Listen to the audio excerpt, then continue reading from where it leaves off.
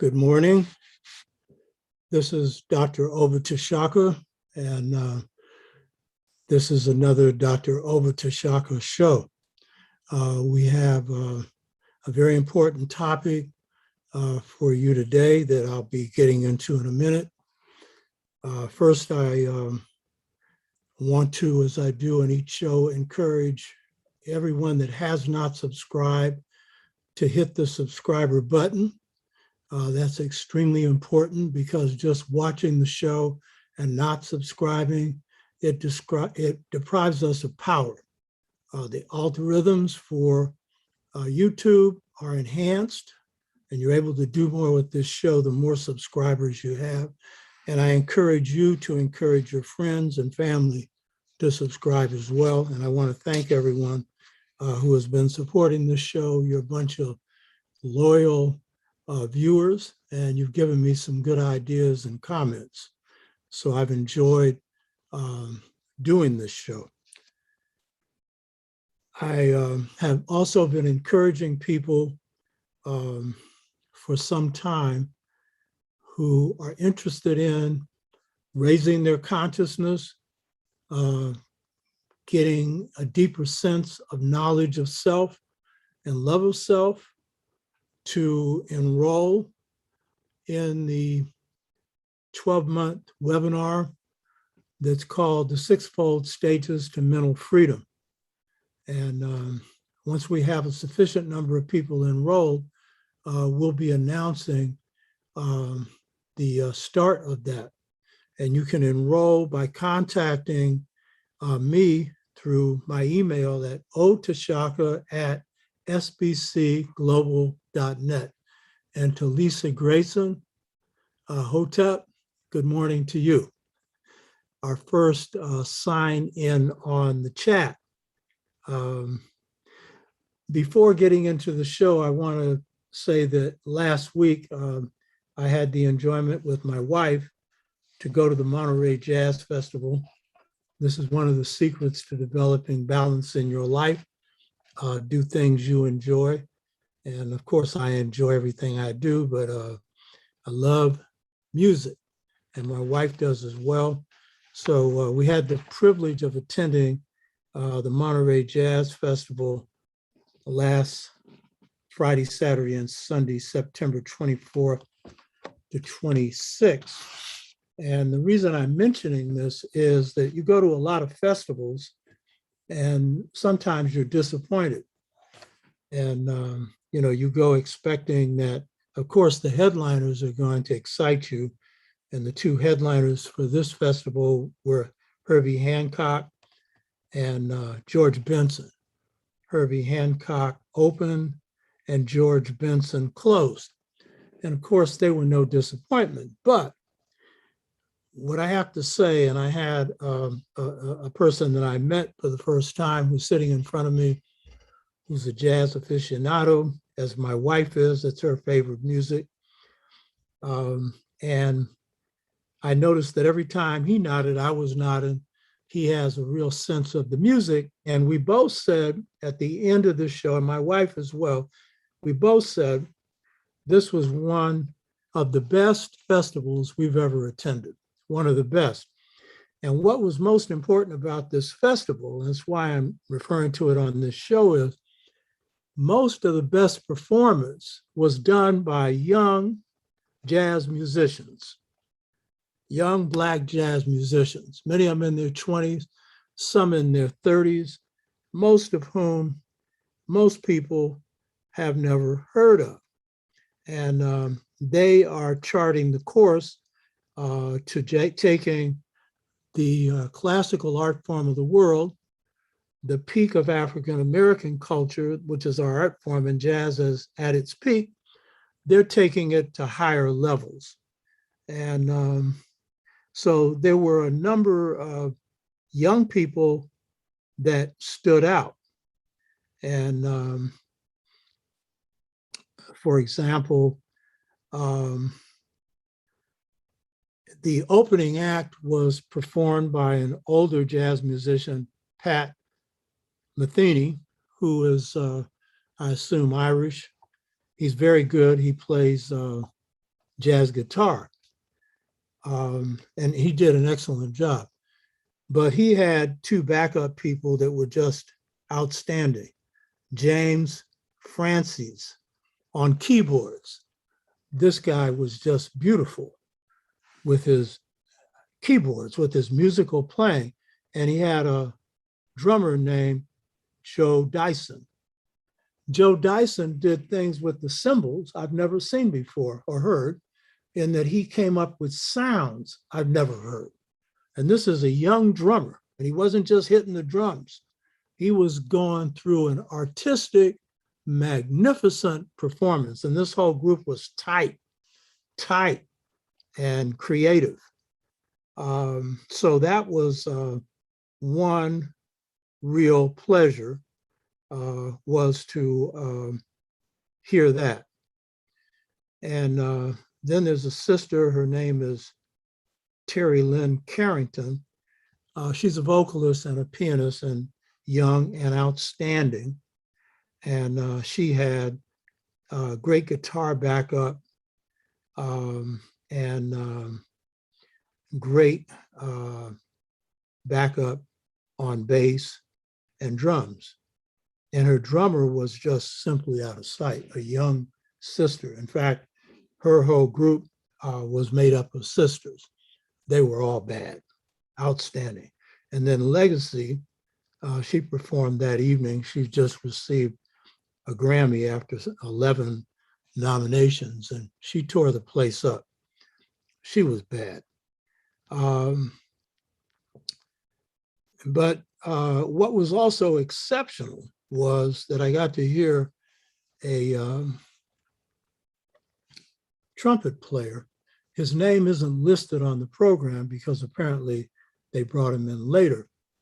And he was a part of Christian Sands' group. Christian Sands is a young African-American piano player who was the artist in residence, which means when they bring him into the jazz festival, this is the artist who trains young artists. And this is one thing that they do at the Monterey Jazz Festival. But Christian Sands had a guitar player. I don't remember his name, he's not listed on the program, who used the old blues style of playing. And he would have these metal rings around all his fingers, but it was the blues syncopation. But he came up with a sound on the guitar I've never heard before. This was just simply magnificent. So it was the artistry. And I go to these concerts because music is one of my loves, especially African and African-American music and certain forms of world music.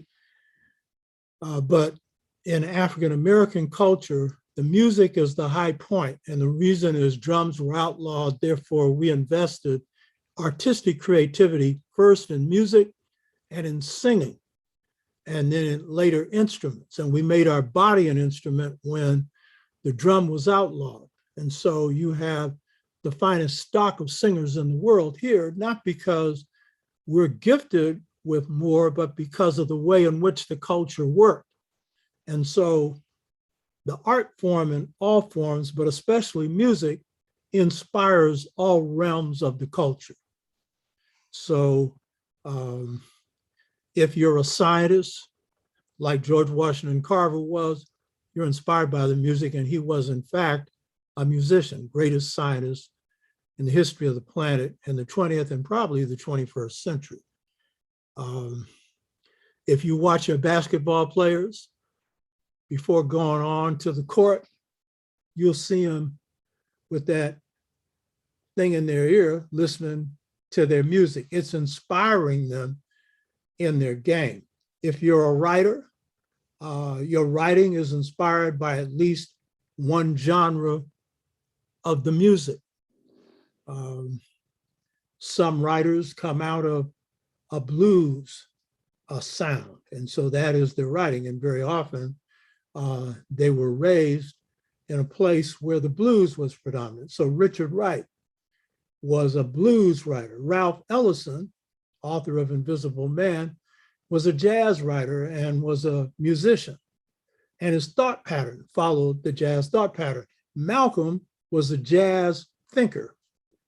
And if you listen to his thoughts, especially outside the Nation of Islam, when he's forced out, he is going back to the depths of creativity that he experienced in the streets when he was into the Lindy Hop and all of that.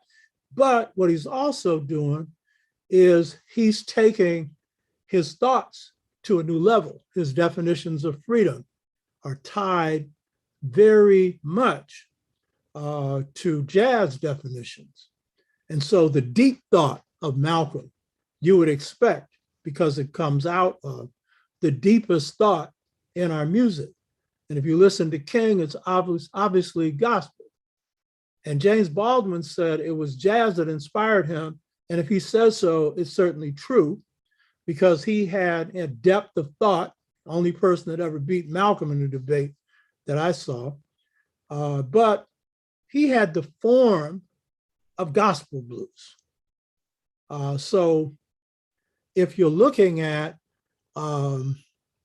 creativity and the essence, the ethos of the African American is creativity, then the music in its magnificent form is its highest expression, but the art form in general is.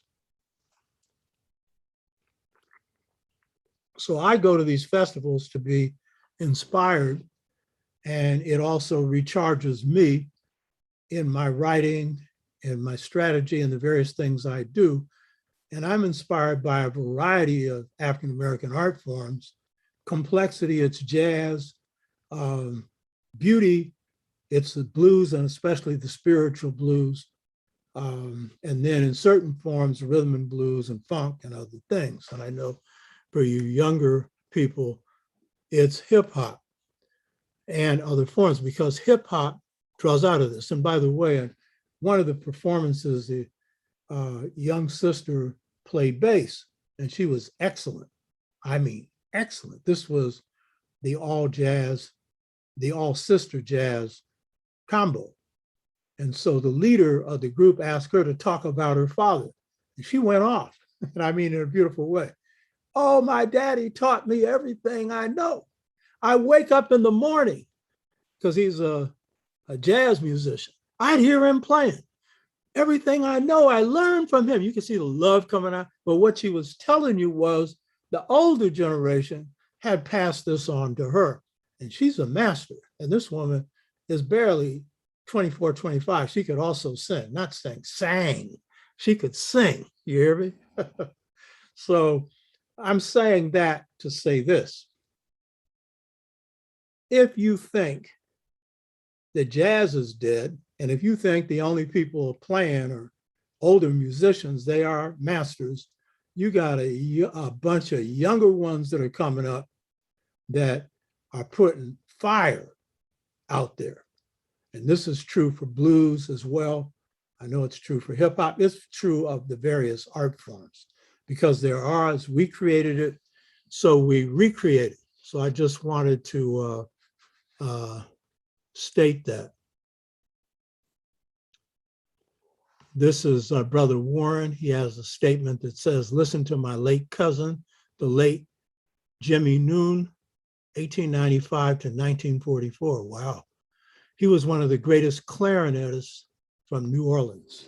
Check him out. I hadn't heard of him. I will check him out. So I wanted to share that with you. And by the way, secret in life is balance, baby. Enjoy yourself. I'm a spirit, scholar, warrior, and I love to dance, and I love music, and my wife really does. She's a master at this. So do what you do that brings you joy. And I know music is probably one of them. My topic for today is a neglected topic that few African leaders or scholars touch or even see a need to raise. And this is often the problem. The things that we're blind about, we don't even see a need to address. The topic for today is one that all Africans and people who are seeking freedom should be concerned about.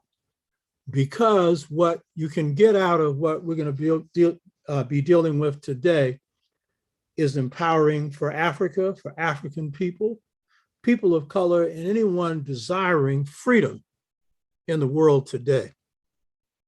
So those of you that saw the promotional on this, you know, and for those that don't, you will now find out that the topic for today is overcoming one of the biggest obstacles to a just, unified Africa. That obstacle being the European nation-state model. This is one that most Africans do not see as a problem even today. And it's a debatable one for many. I attended an African Scholars Conference in Senegal in 2004 that Dr. Obenga attended, Wade Nobles and others on our faculty. And I was honored to be the only African outside of Africa to chair a plenary, which was Pan-Africanism in the 21st century. And it was the largest and most important of the plenaries. And so that was quite an honor. And when I started the discussion, which I only knew that I was going to chair 15 minutes before I chaired it, and I was wondering why they flew me in first class. Everybody else was, you know, coach. And I've only flown first class 3 times because I'm not about to waste my money on first class, you know? And then I found out. And so fortunately, being a scholar and a writer, I had taken notes on what people had said prior to this, and it pertained to the workshop I was chairing. And so there were a number of people that opened the conference, Molefi Asante, Tony Martin, who is one of the foremost experts on Marcus Garvey. His great work is Race First. He gave an opening speech. And a brother who was from French West Africa, he speaks French, I don't remember his name. He gave the most insightful presentation, except I had one disagreement with him. So when I chaired the plenary, I opened by referring to his remarks and then challenging him on the point that I disagreed with, and it's on this topic. He thought that the European nation state in Africa wasn't a problem. And I jammed him on this. And then I got a bunch of responses, some of which agreed and some of which didn't agree. And I know they expected me to enter a debate. I'm chairing a plenary. I'm going to use consensus. So I just challenged you. I'm not going to get into a debate with you. But the point is that this brother happened to come from Francophone Africa, French, you know, the part colonized by the French, but whether English or French or whatever foreign language they spoke or their own, too many Africans do not see this as a problem, the European nation state, and particularly too many scholars. So you're going to see why this is one of the biggest obstacles to Africa achieving unity, because if we achieve unity under nation states that oppress our people, and I'm arguing one of the main reasons is it's based on the European political, social, economic, and religious model. That's not the sole reason. We've been brainwashed, and so we are therefore open to accept this model. Then we could end up in the position of the European Union, where you've got unity and the people are being oppressed. And that's the nature of how European power works. And if we want to imitate the European, then we can go straight down that path. But I think a lot of us are going down the path because we haven't even raised the question of whether or not the model that African leaders accepted at independence is a model that will work for Africa. And if you've looked at what's happened since independence and you really examine the underlying problems, you would get a sense that this is not an appropriate model. So I'm going to be using 2 analyses for this discussion. The first one is the analysis of one of Africa's greatest leaders, who was advertised on the flyer, Edward Wilmot Blyden. And for any of you that think that I was going to have him on today, that's because you don't know your great people. He died in 1912. But his ideas are as relevant today as when he informed them. Edward Wilmot Blyden. So today I'm going to be drawing from his thoughts and some of my own. His thoughts that come from his most important writing, because among other things, he was a author, and this is a writing that hardly no one has read, African Life and Customs. African Life and Customs. I have the original publication or republication of this book done by Presence African, which was done in the 70s. I think I paid $4 for it. And then this book you see here is a book that has been printed, recently published by Black Classics Press, which is an outstanding publishing arm that operates in Baltimore, Maryland. So we're going to look at his important work, Africa Life and Customs, that very few people have read.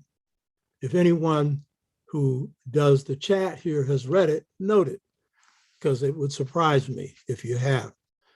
And then I'll also be looking at or using some of my own analysis on what's wrong with the state system that Africa inherited at independence. Some of this has implications for what's wrong with what's going on in the governance system, economic and political, social, and other, in this country and in the world. Dr. Blyden died in 1912. And his African Life and Customs was a writing that was insightful for its time and now.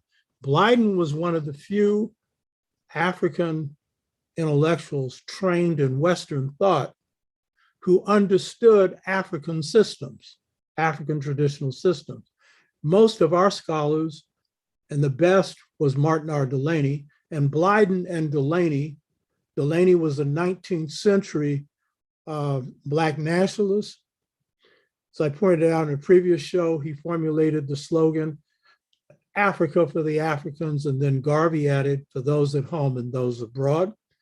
So he was a African nationalist leader. He actually went to West Africa and got promise that from the African chiefs that Africans here could have land in Africa, because he favored the idea of returning home.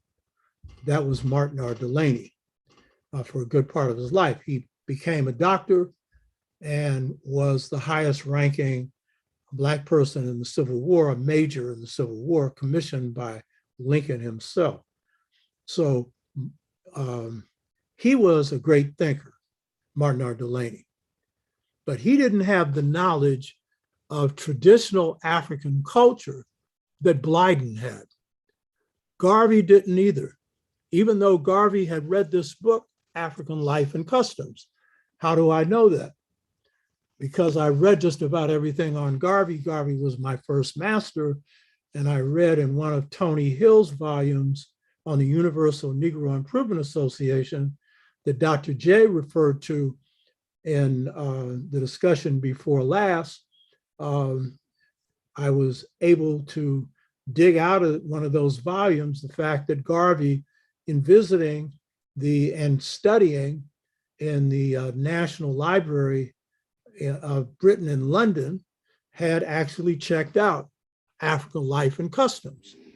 But there's little evidence that Garvey saw much value in it, because I think based on his own training coming under the European imperialist system, he really couldn't see that value, but he did at least read it.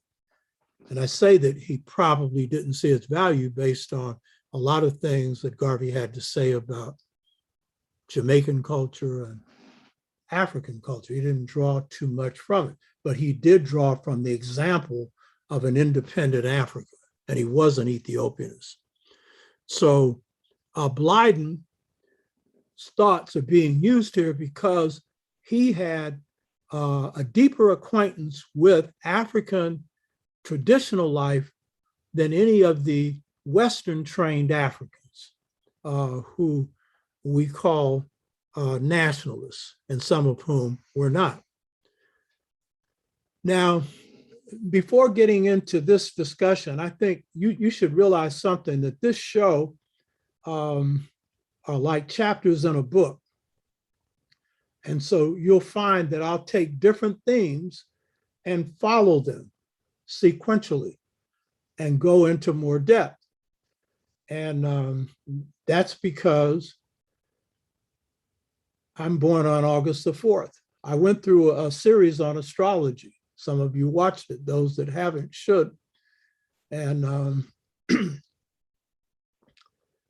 I'm born on August the 4th. That happens to be the same birthday as Louis Armstrong. I'm born on his birthday. Now, Barack Obama's born on my birthday. I ain't born on his, I'm older, you know? So Louis Armstrong had a saying about his music, and he is one of the greatest jazz innovators in the history of the music. If any one person could have innovated, it would have been him. No one person did, but he comes closest to it. And he described his playing as chapters in a book. And he said his playing always had a beginning, middle, and end. And that's why when you see what I do with this show, it's the same. It's like a chapter in a book. Now, each presentation I do has a beginning, middle, and end, but the themes that I'm presenting, they're connected. So there's a reason for dealing with Edward Wilmot Blyden now, because we have been dealing with the theme of Pan-Africanism, the idea of one Africa, which comes out of New African culture and out of African Caribbean culture, with the Africans from Trinidad playing the greatest role in constructing Pan-Africanism outside the United States in the Caribbean. And some of your greatest Pan-Africanist thinkers come from Trinidad, like C.L.R. James, like George Padmore, who we've covered in previous discussion, Kwame Ture, my friend, formerly Stokely Carmichael, and many others. And so this is a gift from the African who comes out of enslavement, during enslavement, who constructs the idea of one Africa. So my first show on this was on Ethiopianism, the mother of Pan-Africanism. I'm going to go back and put that as the title, but that's the first show. Go back and look at that, because you don't really understand these if you just get in the middle of something. It's like reading a book. You haven't read the introduction of the first chapter. You know what I mean? So Ethiopianism, the mother of Pan-Africanism, was showing how Ethiopianism, this passage in the Bible, princes shall come out of Egypt, Ethiopia shall stretch forth his hand unto God, was this idea that Africans drew from, and most of them were not Christians, who drew from this idea in the United States and in the Caribbean and in Africa, as Ethiopia symbolizing all of Africa, because Ethiopia was the one truly free nation in Africa, as Haiti was in the Western Hemisphere, and the most beautiful of all. My wife just signed in. My goodness, what an honor. She's Miss Incognito And I know why she's signing in on this. That's Pamela Hurley right there. The lady that lights my eyes up, you know what I mean? So Ethiopianism was like the basis for Africans thinking of Africa as one. And then we note on that first presentation, it is labeled Pan-Africanism in 1900 at the first Pan-African Congress called by a Trinidadian lawyer, Sylvester Williams, where W.E.B. Du Bois makes his famous statement that the problem of the 20th century is the problem of the color line. So that was the first show. And then we had these discussions, one of which with Dr. Theophil Obenga. And Dr. Theophil Obenga talked about a lot of things. That was one beautiful discussion. That's the heavyweight on dynastic Egypt and the connection of that to the rest of Africa in the world today, bar none. That was beautiful discussion. If you ain't watched that, you haven't watched anything. You know what I mean? And it's the only one that I know in English that's out there with Obenga. And we talked about a lot of things, and one of them was the influence of Pan-Africanism on Obenga's thinking. And he said Pan-Africanism enabled him and many in his generation to think of Africa as a whole. He also said the leaders of the Pan-African movement for him were like gods. And he eventually met Kenneth Kaunda, who became president of Zambia, an honest man, by the way. And he told them, to us, you're like gods. But it was part of what set Dr. Theophil Obenga on his path for the emancipation of the African mind through freeing up African history. So this is a continuation of that discussion. And then we had two magnificent discussions with Dr. Leonard Jeffries. And some of you are real deep thinkers, and some of you really appreciated what went on in those discussions. One of the viewers said, these were jewels dropped. That's a reader. That's somebody that knows something about the history. And because when you see a jewel, if you're not a jeweler, you don't know the difference between glass and a diamond. But if you're a reader, you know Dr. J was dropping some information, ain't in no books. And we did in two shows tracing the development of Pan-Africanism, concentrating heavily on the Fifth Pan-African Congress, but then looking at Julius Nyerere and also looking at Kwame Nkrumah. And one of the things that I noted in discussing Julius Nyerere, which we closed on that discussion, and we were privileged to have Dr. J's wife come into that discussion, Dr. Rosalind Jeffries, who's one sweet, brilliant, beautiful sister.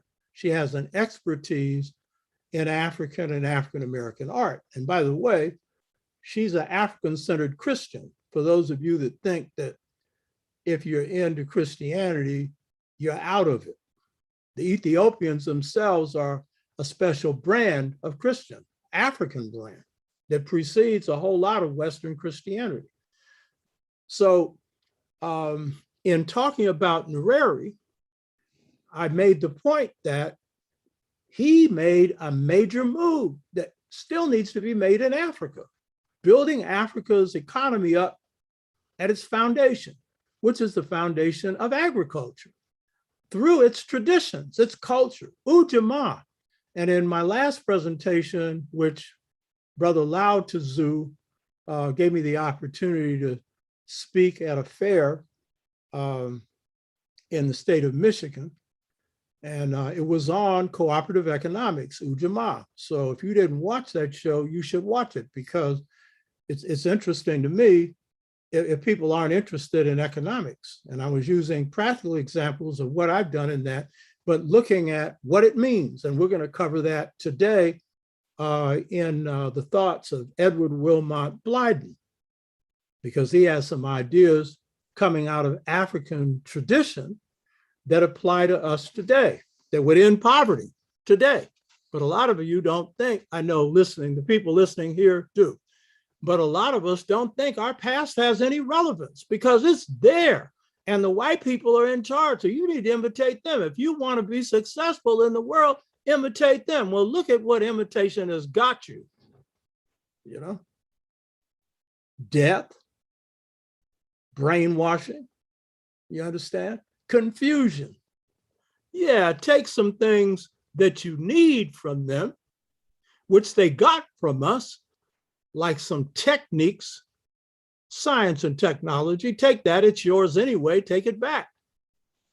But don't be taking their value system. Don't be taking their culture. Don't be taking their view of life, because you're not going to prosper under that. And if I don't need to prove that, the facts are before you.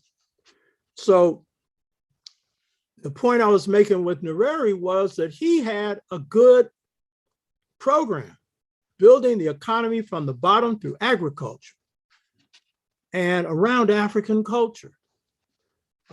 He had great idea, and I discussed the first effort that he made to do that, where the people picked it up. See, nothing succeeds unless the people do it.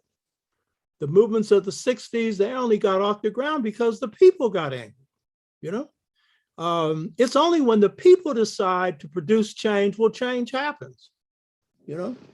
The Black Lives Matter movement kicked off and knocked Trump out of the White House because the people got angry over the murder of Black men and Black women. George Floyd, Breonna Taylor, and a host of others. They got tired, and it did Trump in. And if you see the show that I did on Black Power, the Civil War, how we defeated Trump, voted him out of the White House, and prepared him for the jailhouse, I predicted how that would go. And some of you don't even see that as a victory. You've had a lot of victories, but some of you moan. And I know the people listening, you're not among that group. But a lot of our people moan constantly about defeat this, lost that, and you've had victories. And I've never lost a battle. So that's why I'm so healthy. You know, you get healthy when you kick your enemies behind. That's a healthy thing to do. I'm talking institutions. So don't think I'm talking about physical fights. So if you have to defend yourself, do that too. But that ain't the big deal. It's the institutions that oppress you. You know what I mean?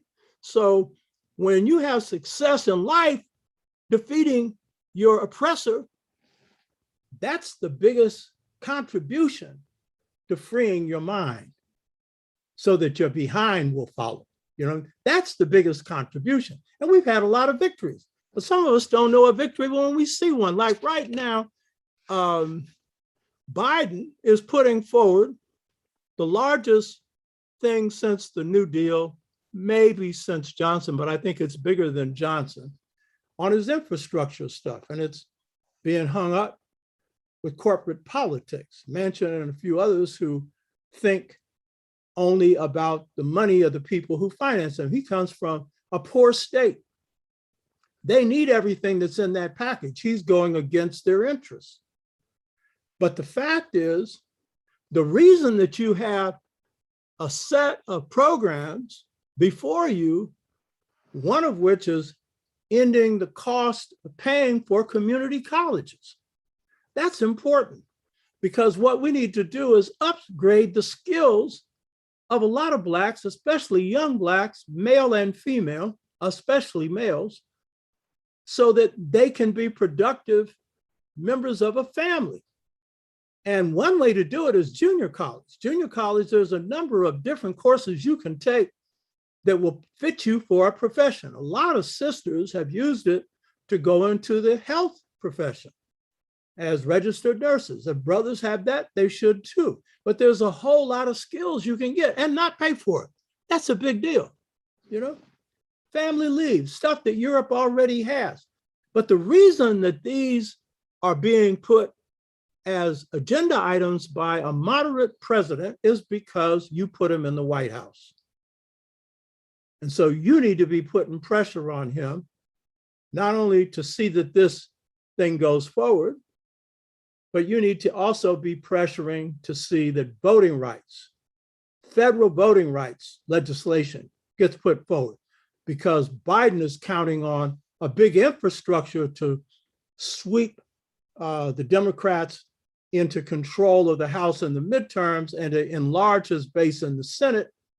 And he has not made the move that he should make of attaching voter rights to his infrastructure bill, which is what he should do under reconciliation, where you don't need 60 votes. Put your foot up there behind, but you've had victories. You hear me?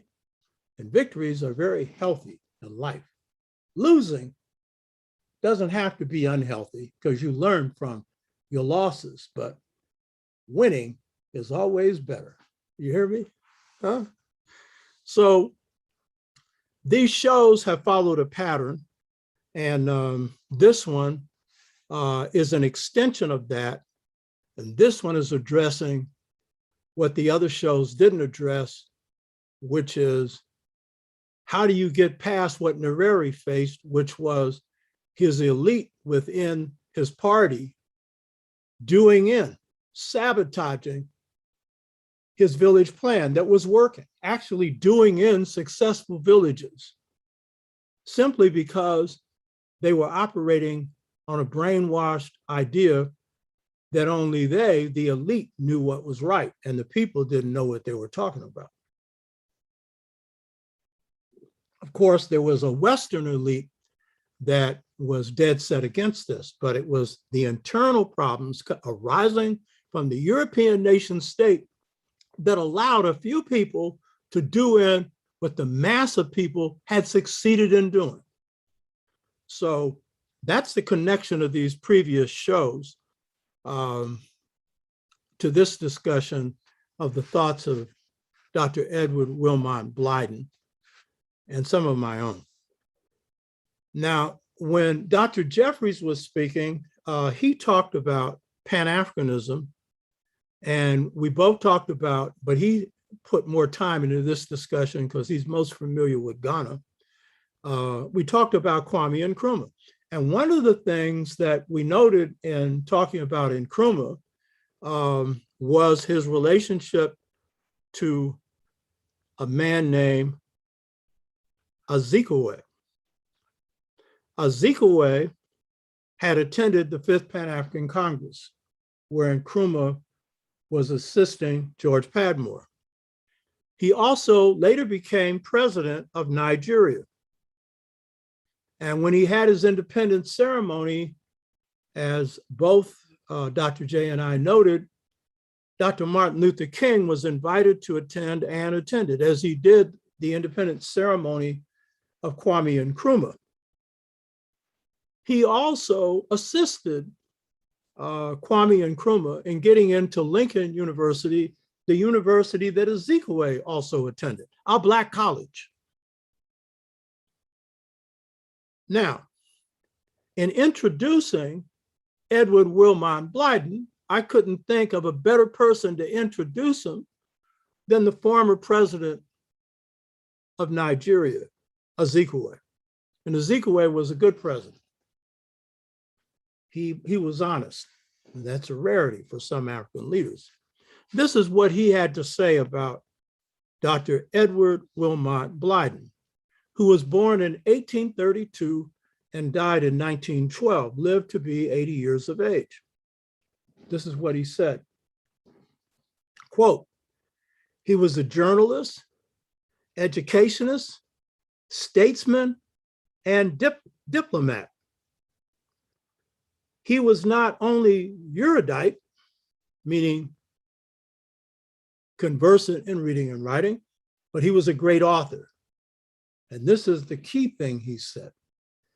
And for those of you that have never heard of this man, well, shame on you. But you need to catch up in what you don't know, because this is what he also said. He was one of the greatest Africans of all time. Let me repeat. He was one of the greatest Africans of all time. Edward Wilmot Blyden. He was born in the Caribbean in the Virgin Islands. And my wife really likes that, because she's from Barbados. And like Martin R. Delaney, he was proud to be 100% African. He didn't have no other blood in him but African blood. He was proud of that at a time when some Blacks thought there's something wrong with being Black. Not too many at that time. We picked that attitude up since that time. So part of his ability to see what Africa had to offer in its own life and customs came from his pride. He was proud of his Blackness. He was proud of his Africanity. He was proud of full-blooded African parents, I'm sure, not only because they were full-blooded and African, but because they were good people. He was proud of that. And this pride drove a lot of what he was able to see and teach. Blyden came to the United States and attempted to gain admission to a university here, but because he was Black, he was denied admission. As I pointed out before, Martin R. Delaney was admitted to Harvard, but the students put together a petition to have him thrown out, and he was thrown out, but he still became a medical doctor. So what happens with Blyden is he goes to Africa. This is again showing his mentality. And he goes to Liberia, the Republic of Liberia, and he begins to order books. I've read everything on Blyden. And he begins to order books wherever he can get them. He accumulates a huge library and reads. He's self-educated. And then he attends the University of Liberia or Liberia College.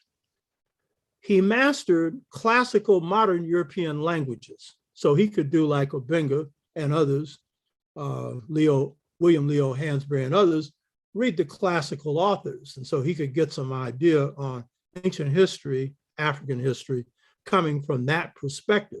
He also taught at Liberia's university. You ain't heard of this guy, but he also happened to become Secretary of State and Ambassador to London. And this is an African ambassador with an African mind, you hear me? Representing an African country. Ezekwe had some other things to say about Dr. Blyden. And this is very important because this sets the stage for his work, and it describes why his work was difficult for him at this time. He said, Dr. Blyden rightfully has been referred to as the father of African nationalism. Now understand what he means here. Blyden is not the father of the resistance movements that we refer to under Ethiopianism that comes from Menelik, you know. That's the old African nationalism, where traditional leaders are leading their armies against the European. Sekou Touré's grandfather came from this old traditional nationalism. Samurai Touré. Tashaka, who's my namesake, comes from this old African nationalism, which is defending traditional African societies. When he's referring to him being the father of African nationalism, he's referring to the new nationalism that will arise in Africa, that leads to the independence of Africa. It's a different kind of nationalism, which I'll be describing. In his day, again, quoting Ezekwe, in his day, he was a lone voice in the wilderness when he disseminated ideas for the honest portrayal and appraisal of the African personality. For a very few of his contemporaries appreciated the gospel of this visionary or were able to comprehend the message of this dreamer. So he's telling you that while he's the greatest, one of the greatest Africans in history, he's the father of African nationalism. A lot of people hearing his message at that time, and we're talking particularly about a certain group of Africans that I'll come to in a minute, because of things that clouded their mind and their vision, couldn't appreciate what Blyden was teaching. but there were those who did. Now, when Ezekwe referred to the African personality, this is a concept created by Edward Wilmot Blyden. And it was the idea that Africans had a distinct culture that gave rise to the African personality. And this was an idea that Kwame Nkrumah adopted and often referred to the African personality. And when I talk about us having a distinct ethos and its creativity, that's our personality, you know? And so when he's referring to the African personality, he's referring to the unique qualities of the African, noble qualities, which we'll be discussing in his views on African life and customs. So when Ezekwe said that few of his contemporaries could appreciate his visionary ideas on Africa, he was referring to those Africans who had been trained by European missionaries prior to the colonial enterprise. The colonial enterprise would start with the Berlin Conference in 1884 to 1885, where Europeans met and carved up Africa. And then out of that began the colonizing project, and Africa resisted and fought for a long time and won many battles. The Zulus fought with the Zulu discipline of Shaka. Under Setoweo at the Battle of Islandawa, they defeated the British square. That was almost an impossible thing to do because the British square consisted of soldiers, one in front of the other, using flintlocks. So these were one-shot rifles. And so when the first rank shot, then that first rank had to reload the second rank shot. When the second rank shot, then the third and the fourth. And it was like continuous machine gun fire. The Zulus were so bad, they broke that. They broke it and wiped them out. Africans had a lot of victories. The Asante people won every battle except the last. And I noted their warfare techniques. The only weakness in their warfare techniques is they sometimes didn't go all the way because they had a certain code. It was a humane code, but you know, when you're dealing with people who are savages, you got to go all the way. But the thing is, they had defenses against these Europeans that was mighty. And then you had samurai in his wars of resistance, who was called the Napoleon of West Africa. You had the Mahdi in the Sudan, whose soldiers against his orders sliced the head of Chinese Gordon off, and Chinese Gordon had led the opium trade in China. You hear me? So if you think these Africans rolled over, you got the wrong idea. They fought.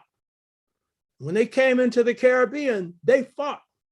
And when they came into the United States, they fought and were still fighting. So what happens is it's these missionary trained Africans who are being warned by Blyden about what they're facing, and they're being offered a different vision, but their vision is clouded. And so they have trouble understanding this. But these missionaries are missionaries in Africa prior to the colonial period. They're here before the colonial period. These missionaries came from Britain, Scotland, and France in the English-speaking part, well, and also France. What they wanted to do, and I mentioned some of this before, but I'm going into more detail now, and I'm focusing on Blyden's thought as an alternative and some of my own to what is now operating in Africa. What the missionaries wanted at this point, before the period of colonialism, is they wanted to create in West Africa, including Nigeria and other areas. And at this time, there was no Nigeria. It was Igbo, Yoruba, Hausa, different groups. What they sought to create was in this part of Africa, a state, one or more, based on the system coming out of Europe. Because these missionaries saw that as the only thing that would work, and they had no appreciation of African life and customs. So according to these missionaries, the state that would emerge, and this is part of what I'm doing a critique on why this state system that Africa has now is no good. And if you don't alter this state system, you can unify and it will be no good for the masses of Africa.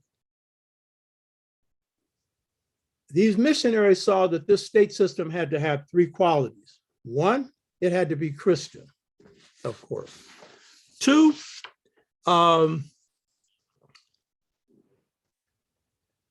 according to them, it needed to be civilized. Now, what's your definition of civilization? You see, as John Henry Clark said, to be civilized is to be civil, but that's not their definition of civilization. According to the missionaries, Africa needed civilization based on Christianity and technology coming out of the Industrial Revolution. And particularly what this meant was steam power and railroads. Now, what's interesting is the missionaries didn't say Africa needed Gatling guns. Now, Gatling guns was the old machine gun. These Gatling guns kept shooting, and that was what really gave the European the edge. They didn't see that. And of course, this is before the colonial period, but they knew the power of Europe was based on gunpowder, was based on cannon, was based on ships that could also fight at sea. That was British power, 300 years, based on, the seas, controlling the seas. So they saw technology as civilization. And of course, that's not correct, but that's how they saw it. And then the third feature that they thought that Africa needed to do what Europe had done is that they needed large states.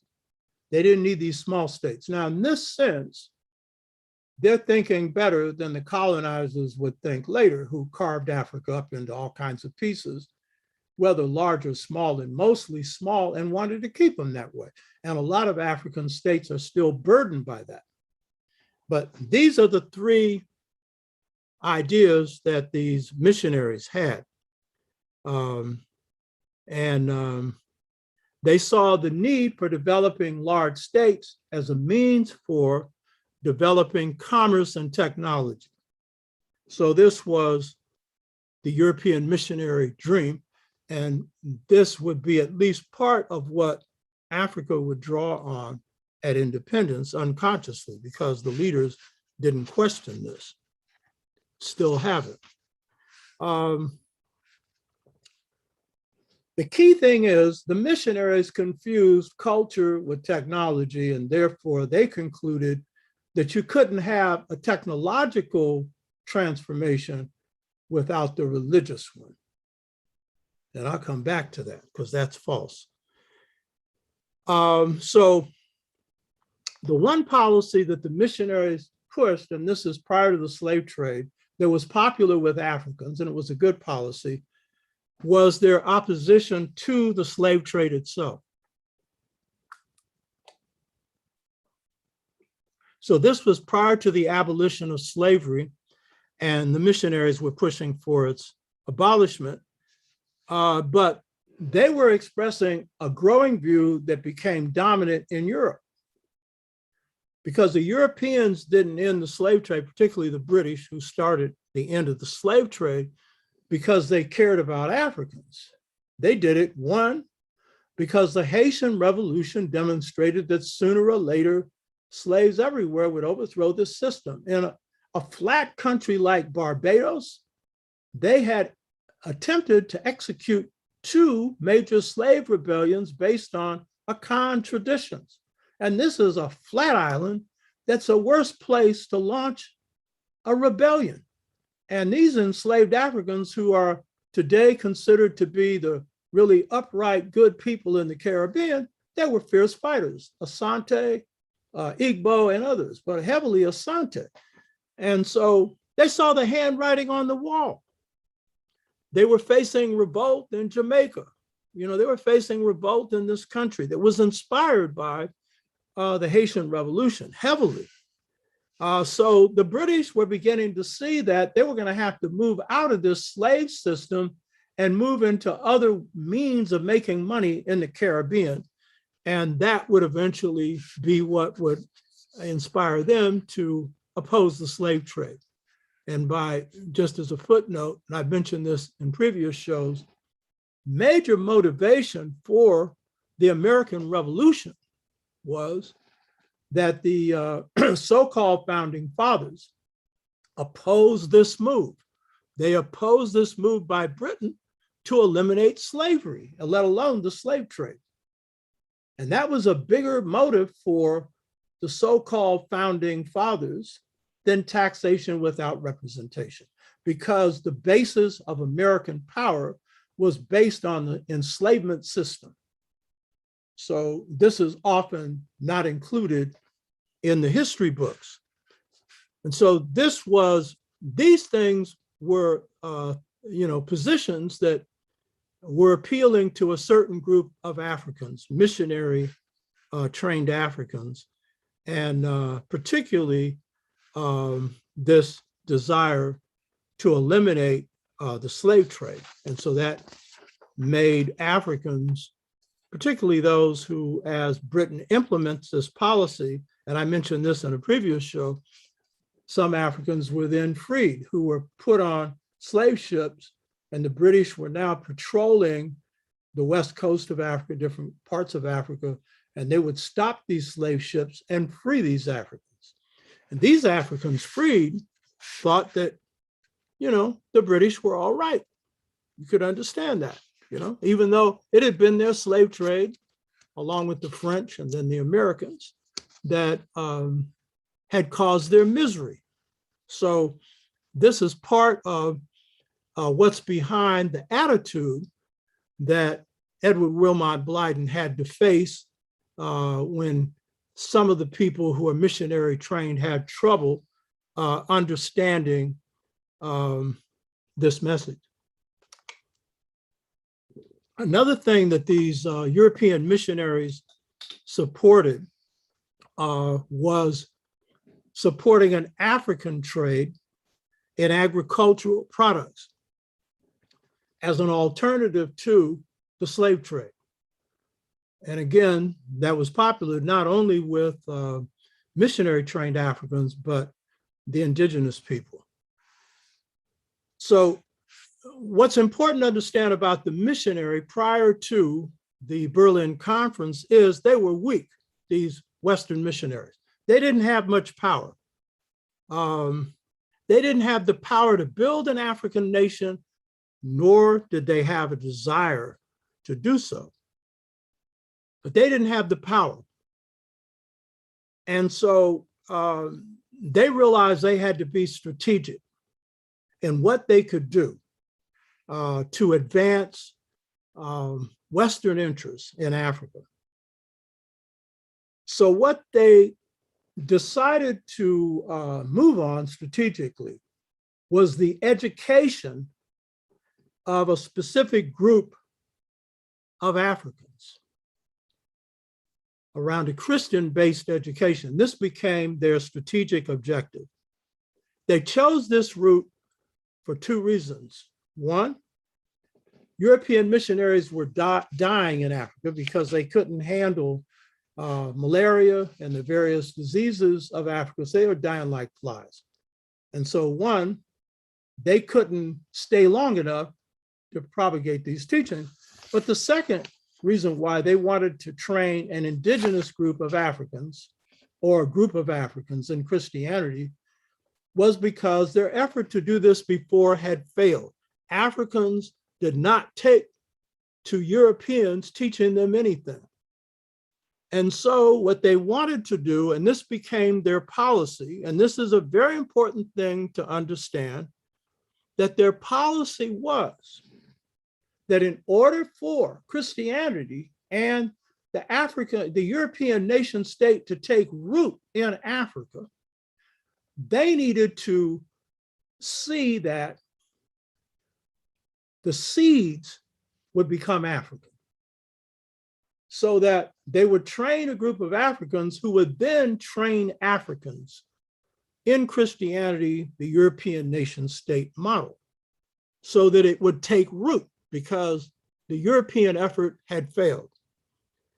And they would do this through missionary training, teaching the African to speak the language of the foreigners, French or British, since these were the primary colonizers. And the main thing they would be taught first is to read the Bible, and then taught how to reprint the Bible. Notice Kwame Nkrumah's middle name was Francis, and notice one of the things he majored in was religion. And this is one of Africa's greatest visionaries. And he was Catholic, as was Nyerere, though religion doesn't seem to have played much of a role in Nyerere's politics, and less of a role in Nkrumah's politics than you might have thought, because he was about the economic upliftment, political and educational upliftment, and Pan-Africanist unification of Africa. That was his objective. But underneath there was this strata of Christianity. And he was trained as a minister, and as Dr. J pointed out, he could earn a living because he was very poor, traveling in Black communities and preaching. But he was very religious in a Christian sense. And this can also affect your concepts of leadership, by the way. So this was the English product, or the English and French objective, the missionary objective. This is the key point to get straight here. This project was successful. And what was it successful in doing? It succeeded in creating an African middle class. This is no small achievement. Islam didn't even attempt to do this. But what happens through the missionary project is they are able to create a sector of Africans who are middle class, based on Christianity, based on the ideas of modernization, in which modernization and Christianity, science and technology are tied to a European model, and it's governed by a European nation state model. And this was successful. This is an extremely important point to make. And in the process of achieving this success, Blyden would have difficulty communicating with some of these Africans who are being transformed into middle-class Africans because of the mindset shift that would occur with this, which I'll get into. Now, you would think that the first converts to the missionary enterprise would have been Yoruba, Igbo, or whatever, Asante, whatever. But I pointed this out in a previous show. The first converts were not Africans coming directly out of the villages and being trained in missionary schools. The first converts were Africans who had been enslaved in Brazil and Cuba, some of whom returned to Africa. Others were Africans who had been freed on the coast of Africa and went to Sierra Leone, where they learned Christianity, to read the Bible. And some of these Africans, both those coming from the Western Hemisphere, those freed in Africa, they would return to their villages, some of them. Now, these Africans had been exposed to the European world through slavery, and then also those that had the experience of being freed by British ship captains, but particularly those that had been enslaved in the Western Hemisphere. And what they saw was the need for Africa to modernize along European lines. While they had been brutalized by the slave system, Euro-American, European, Caribbean, South America. While they had been enslaved and brutalized by them, they wanted, this sector of Africans wanted to be like Europeans. They had an assimilated mentality. And if you don't get the point about the sixfold stages to mental freedom, this is really key both for Africa breaking this mold, as well as the new African or the African American, because we have liberation movements that have floundered in this country because the mentality of too many of their leaders were white. And I won't go into some of it because it will be appearing to be an attack on particular movements.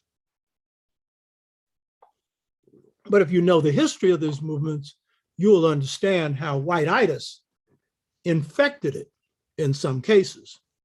And their success often depended upon a conscious leadership and a good conscious rank and file. So one of the reasons, therefore, that Africans had trouble understanding Blyden's message was because, one, they had been alienated from their own culture through enslavement, because some of their own people, some of their own kings had participated in the slave trade, maybe not from their ethnic group, because they usually enslaved someone from another ethnic group, and Africans at this time didn't have a concept of Africans. So they took someone else that was a neighboring ethnic group. It was all right. That wasn't always the way it was, but that's how slavery infected the mindset. Greed and everything else took over.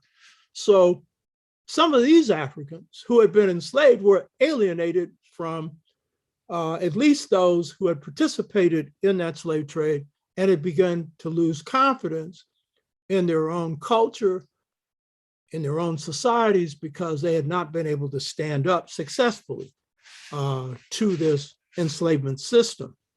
And so some of them had trouble understanding Blyden's message because they made the mistake of confusing European culture with modernization. So Christianity, they thought, was key to the development of Africa, when in fact, Christianity had nothing to do with the rise of the modernization of Europe.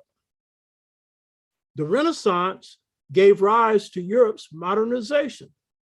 And the Renaissance, as Dr. Obenga and I pointed out in the interview we had there, see why you need to watch these other shows? That modernization of the Renaissance came out of the Moorish conquest of Spain, and the Moors were made up of Black Berbers. These were the ones that Tariq bin Ziyad led, that fought for a week and defeated a much larger army and took over Spain from 711 AD to 1491.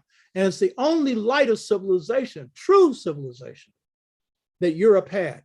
And that spark was the biggest spark that gave light to the Renaissance, or the renewal in Europe. And then, of course, there was the Medici family in the area that now is called Italy. There was a trading family. There was a business family. And they gave rise to also furthering this Renaissance through architecture and art. But it's these that began to lead Europe to really go on in a technological, scientific, modernized path. And in fact, this path was in conflict with the church. So to associate Christianity with modernization historically is incorrect. So Africans confused modernization with the necessity to have European culture.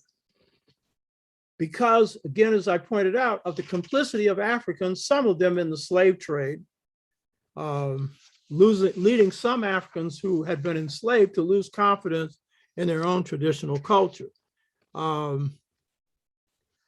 Some had become estranged from their culture due to their experience in the Caribbean, Sierra Leone.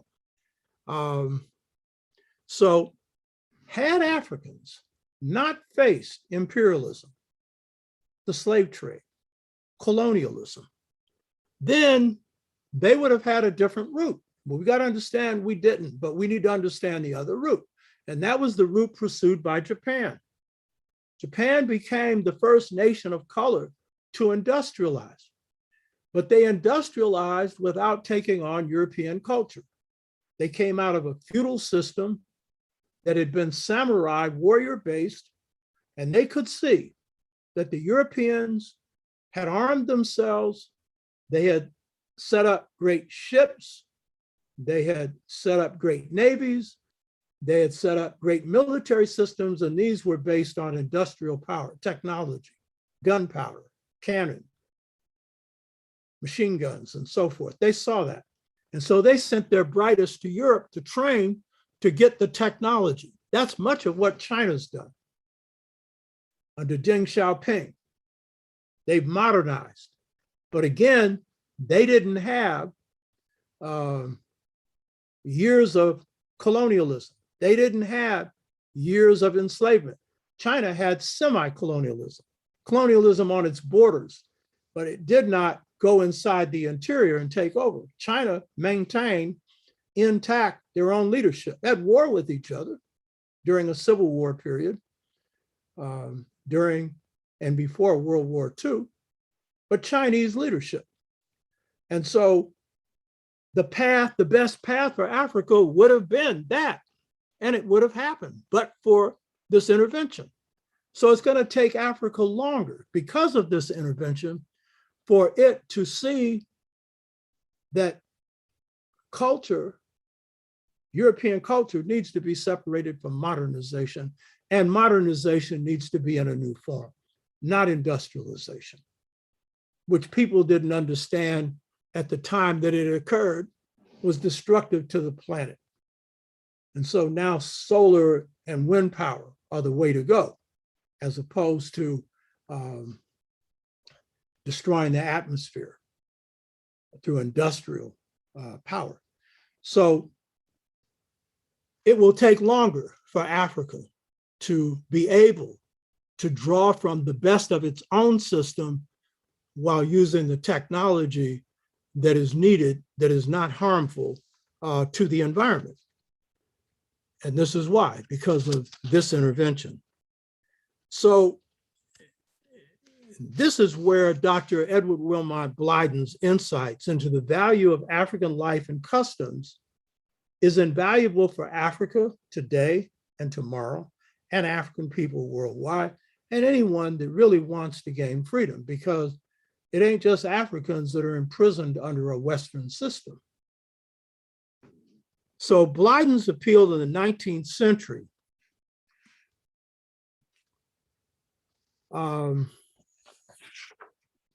did take root among a small group of African-trained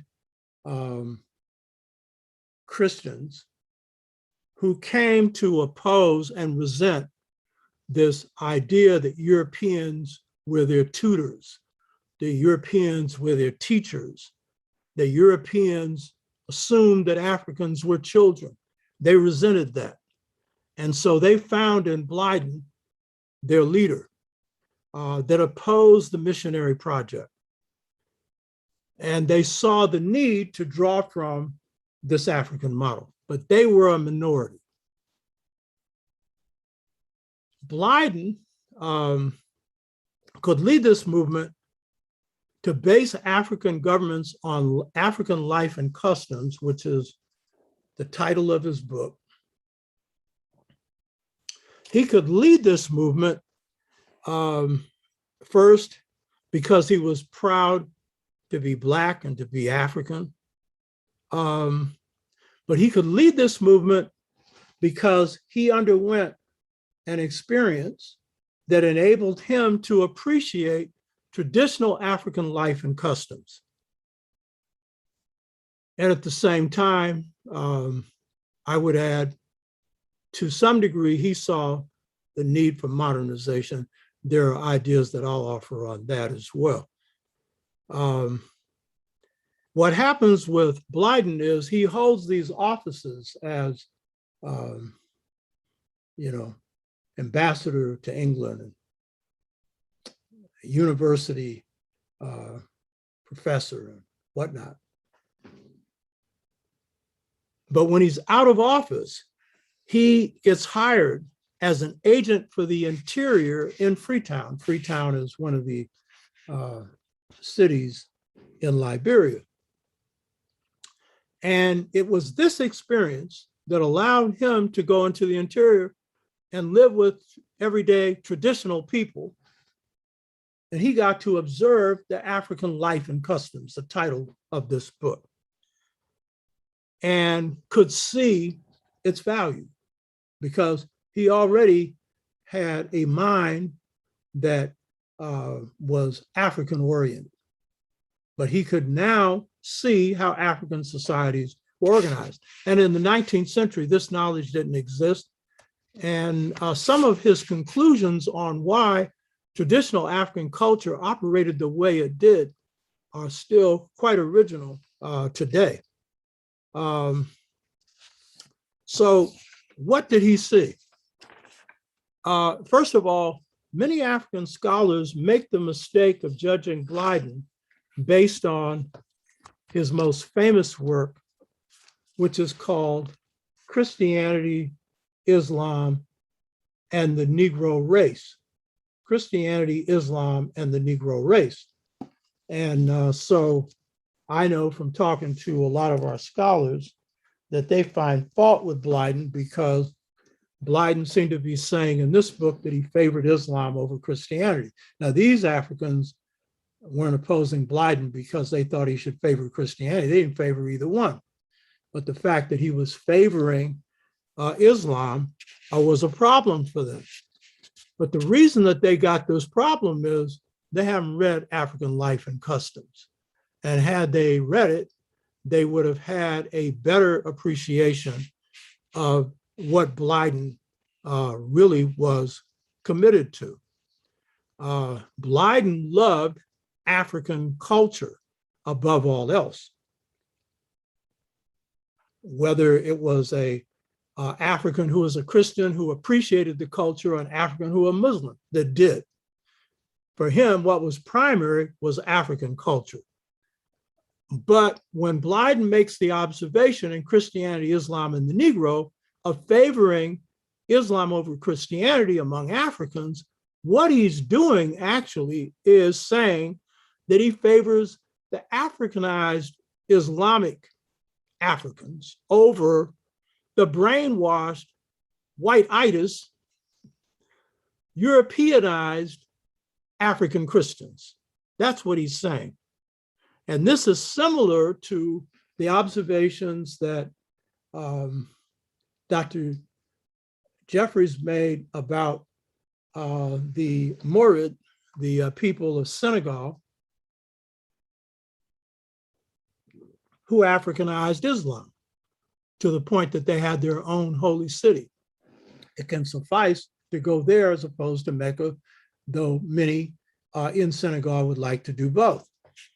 This was an Africanized Muslim, and Islam had to submit to African culture. This is what Blyden saw. And so it was the independence mind of the Africans who embraced Islam that he embraced. And this, he was in the interior during a time of upheaval where there were Islamic movements. These were Black movements against corruption. And you had leaders like Don Fidel, who led insurrection against, corruption among traditional Africans and among Muslims. And he was not a warrior, but his people called on him to lead jihads, holy wars against corruption. So he saw that, and that's what he identified with. It wasn't so much Islam. It was the fact that the people, the Africans who were practicing this, thought for themselves because Islam had been converted to an African framework. And this is true all over West Africa. The Bambara, Malcolm's great ancestor, Ajar, was probably Bambara. The Bambara masters are traditionalists, and they follow the same system of initiation as the Dogon, and near the same area, the Bangadiri Cliffs. But when they pray, they call Allah. But everything that gets them to that point is African. And this is what he was observing. This is not to support Islam or oppose it. I'm simply saying that's where he was coming from. And you saw with Diop, Diop had his own mindset. It was spirit-based. He reached conclusions directly based on intuition, and mostly was right. That's coming out of an African framework, as opposed to thinking the way Descartes did, step by step. You know what I mean? There's a step by step to common sense, you know? So what Blyden was particularly critical of the missionaries for was substituting mental slavery for physical slavery. These are Blyden's words. Other critics of the missionary enterprise criticized the way the missionary enterprise worked on Africans, and I've noted the same observation made by Native Americans on how when their people were brainwashed under the Christian enterprise, they both reached the same conclusion, that the people coming out were useless to them. Native Americans said they couldn't run or hunt or fight. The Africans said they couldn't plant a crop, you know? They couldn't do any work. They were good at sitting behind a desk and pushing a pencil or a pen if they got one. That was what education meant for them. So this is what Blyden had contempt for. So when Ezekwe said that very few of Blyden's contemporaries appreciated his visionary gospel, he was referring to those Africans who suffered from mental slavery, mental incarceration, who were then in, though they didn't have it then, and now are in need of the sixfold stages to mental freedom. And I'm telling you, that's an experience. That's a transformation. The reason that an Nyerere was any good is that he was tradition bound. And so he could see things through the eyes of African traditionalists. The reason that I have behind me on this side, Amilcar Cabral, is he had been an assimilated African that underwent transformation. That was the same thing with Theophilo Benga and the same thing with me. And that requires a transformational process. That was a problem for Nkrumah. That was a problem. He had been too Western educated. He knew a lot about African culture, but too Western educated. And it affects your style of leadership. It even affects your vision, even though he was one of our greatest visionaries. So as Blyden goes into the villages and observes what's going on, I spent time in these villages and observed the same thing. I just want to make one thing about an observation that I could make about living in villages in Africa. In the 3 months that I worked in villages in Africa, I never heard a baby cry, not once. Not one baby cried. Because those mothers were taken care of. You hear me? And that's some hell of motherhood, not a baby crying, because their society was organized around some happiness, and mothers knew how to be mothers. And this is part of what Blyden observed. And by the way, his observations are similar to mine. When I got the vision that led to my most important book, Return to the African Mother Principle of Male and Female Equality, I spent time in the villages in Ghana. And when I was finished, and in fact, I said before, I'd hooked up with Leonard, Rosalind Jeffries, Wade Nobles, as they had been traveling throughout Africa in Accra, I hooked up with them. And then I went into villages and observed those villages. And one of the things that I already knew, but it became clear as I spent time in these villages, to understand the nation in Africa. We're talking traditional Africa. To understand the region or the district, if you have a stratified, organized system, you have to understand the family. And it is the lineage that is really the foundation for African family systems. Lineages are large common blood groups where people share common ancestors. And so the way the lineage in Ghana was raised is the way the nation was run. The way they were run at the lineage level is the way the nation was run. The same qualities they look for in a lineage head, they look for in the national head. The lineage head in Ghana was opinion, called opinion. Originally, that was an elder woman because the first Ghanaian system was ruled by women. And then later, when war came, they ended up with dual stools, a stool for the Asantehene, the king, and a stool for the woman, Asantewa, queen mother. And so then opinion shifts to the eldest male, but the eldest male had to be the one that was most just, the one that never lied, that one that never turned his back on a war party, who was brave, the one who never cursed, the one who never disrespected women or children or elders. This is the one you elected to be opinion, and opinion was just first among equals because the decision of the lineage was the consensus of all members of the lineage. And that was the same rule for being king in the Asante system. Now, to be queen mother, you didn't need any rules. You know, she just automatically queen mother. You're not going to tell your mother what her qualities had to be, but your mother's definitely going to tell you what yours had to be. You hear me?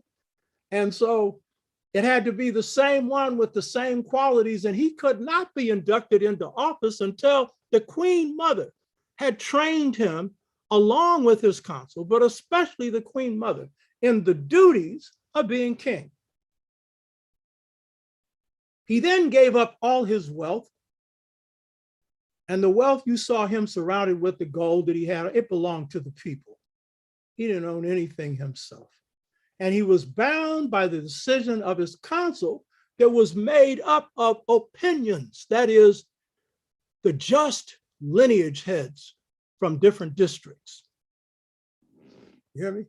So family ruled how the nation was run. And it was based on balance between male and female. It was based on justice. And so this is what Blyden saw. Blyden had some real good eyes because he located the foundation of the traditional African governance system, of African life and customs on the family. He saw the family as being the foundational principle on which everything else was organized. Now, Blyden noted that family organization was based on how Africans observed nature.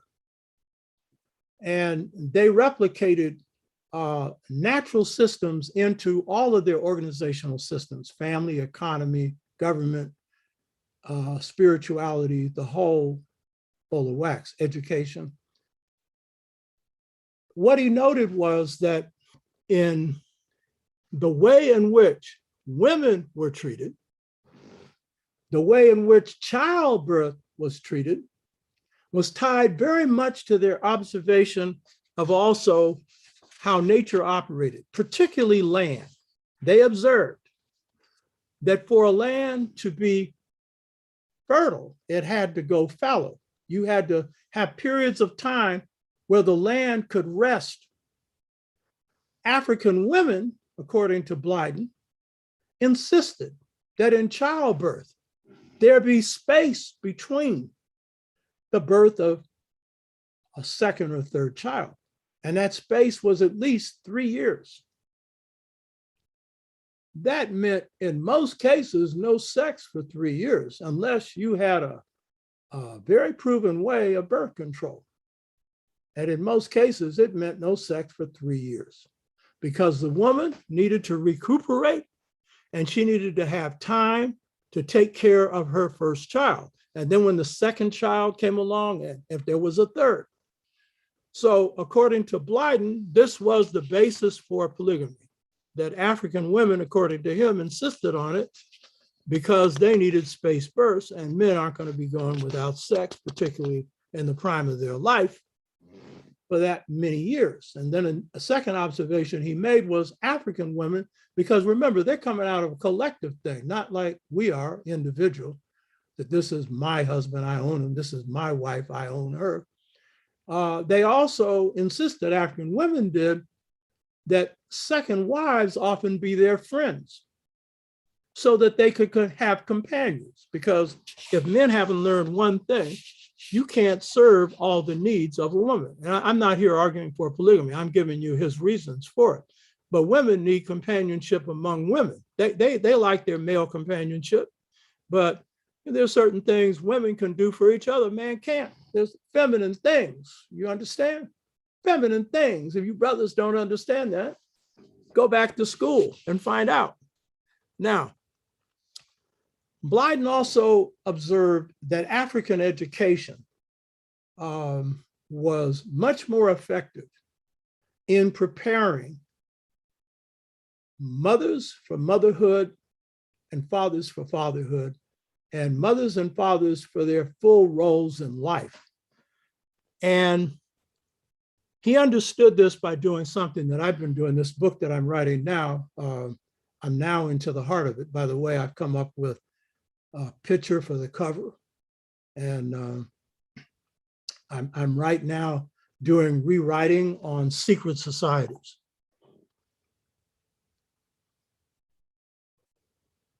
Something that most of us don't study.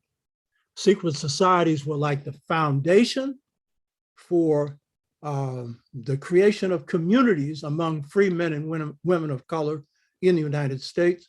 It was key to all systems in the Caribbean and in South America. Africans took secret societies out of Africa, which were the real educational systems, and they brought them into the Caribbean, South America, and the United States. And as Carter G. Woodson observed, secret societies is one of the strong institutions that Africans maintained throughout and after enslavement.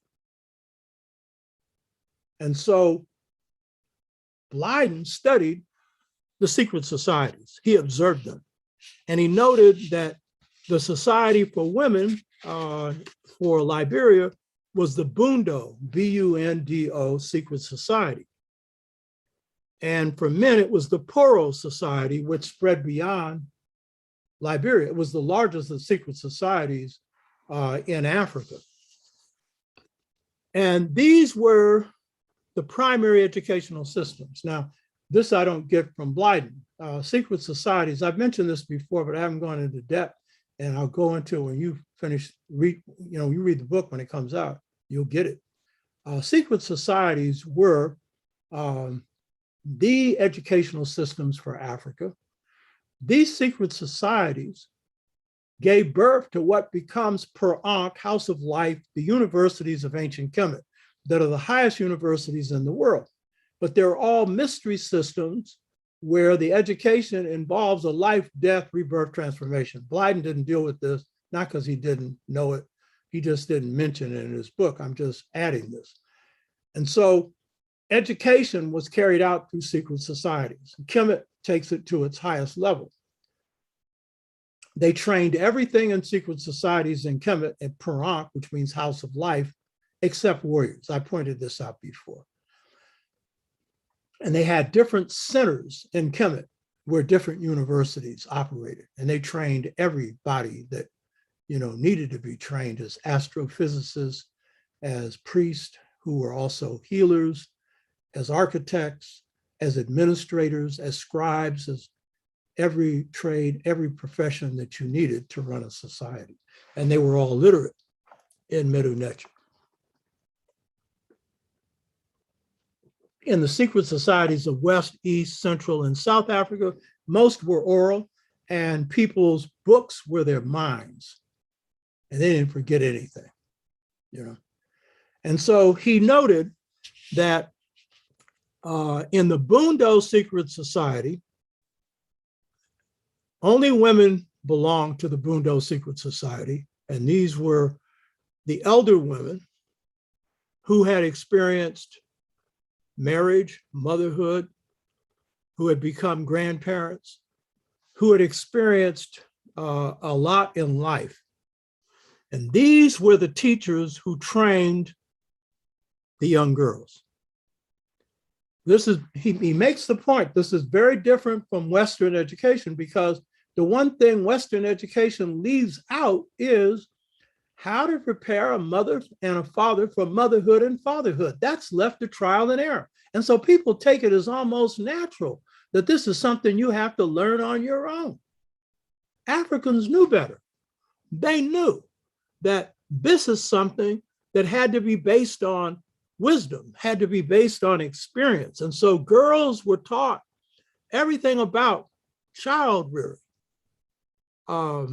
Girls were taught everything about medicine. You didn't need hospitals because the family was the hospital. You hear me? And you didn't have that many people who had mental disorders, because when I get to this other feature of African societies, you didn't have the thing that drives people crazy. And this is a system that drives people crazy. You understand? Huh? This is a savage, inhumane system. It's a nutty fruitcake system. And so if some people get thrown off, it's because of the imbalance in the society. So the women who belong to the Bundo Society, and I should point out, only women belong to the Bundo Society. But in every Poro or every male secret society, there was a woman in it. Even though the men were the first to set up secret societies, the sisters know to get in on your secrets. You know what I mean? But they got some secrets they're not sharing with you because they raised your butt. You understand? So they got some secrets that you ain't never gonna know. You think you know. Most of you don't even pick the wife you have or the girlfriend you have. They picked you. You don't think so. And in some cases, they didn't. If you got real good in the dynamics, it took until my second marriage for me to even get to play in that game. You know what I mean? That's how good sisters are at socialization. So the Bundo Society prepared women for everything they needed to know throughout life. Whereas in Europe, the way this was handled, and still is that when girls are being trained, they're often being trained by spinsters, women who were never married, who don't know squat about anything about human growth and development, how to raise a child. And many of them are spinsters, which Africa had none of, those who'd never been married. So what are they going to be able to tell you about marriage? You know what I mean? So this produced people who are masters of life. Blyden knew that men were taught manhood through male secret societies, and the Poro was a main one. Now, these are things he doesn't cover that I know, that the Poro Society was the largest of the West African secret societies, as I just mentioned, but they played a very important part as the wars are occurring through colonialism and slavery. They play a very important part in picking kings. Kings feared them because it's a secret society. They were the police people in the society. And if you did wrong, the Poro comes into the society, you could disappear. You understand? And that could be a king. So Poro didn't play, and the Poro were warriors. Senku came out of the Poro Society, the Amstead Rebellion. Senku, their favorite weapon was a machete. Must have been some Poro in the Cuban Revolution, because when I was in Cuba in 83 and 84, representing the National Black United Front, negotiating some agreements with the Cuban government, I have a picture of me in their National Museum, and it's a picture of a Cuban warrior, African, who sliced a Spaniard in half with a machete. The African loves a blade, and a machete is one of the favorite weapons all over the Caribbean. They love the machete. You don't want to get into no fight with nobody who's got a machete. You understand? And it's only when old Teddy Roosevelt and them intervened that they stopped the blacks from taking over Cuba. But many of these were plural. These were secret society, some of them leopard society, and others fighters. And anyone from the age of 18 to 35 who became enslaved in this country came out of secret societies.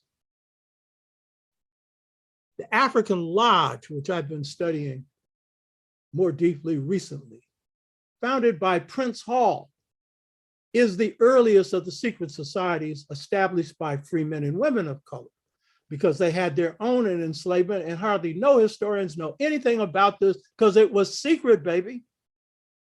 But that secret society called the African Lodge, set up by Prince Hall, which I have to note again from my wife, from Barbados. You hear me? Barbados. That is the earliest institution, the oldest institution that blacks created in this country. And that institution has prevailed to this day, and it is centered around Kemet. And it's got some deep Kemetic stuff in it. And it has helped Black people survive through the vagaries of slavery, post-Reconstruction, Jim Crow, do you hear me? Right to this day, producing some great leaders.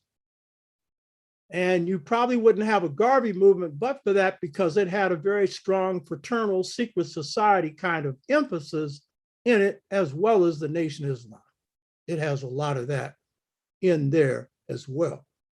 So these societies, Blyden noted, were total educational societies, and they created highly moral people and people who developed agricultural, political, and economic systems.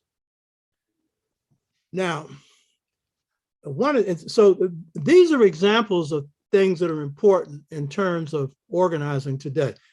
My book is on how we shift the system of teaching from the Western model, which is one where you just feed back information, to one where you are what you learn. You are the truths that you learn. Speak truth, do truth.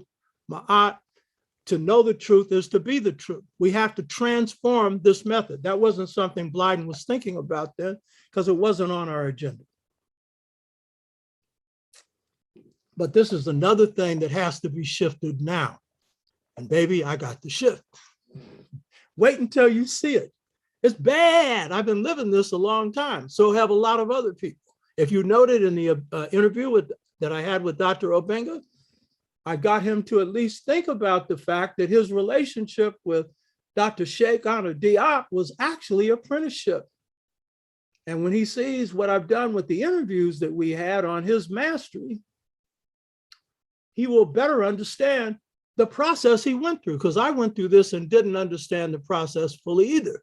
But once you understand the system, you understand that. And so what Blyden was talking about was how important African traditional educational systems were and how they were grounded in the family. Now, the economic organization is extremely important, and this one has real value for today as well as the African system of education, and certainly African familyhood. And what I want to say about African familyhood is this.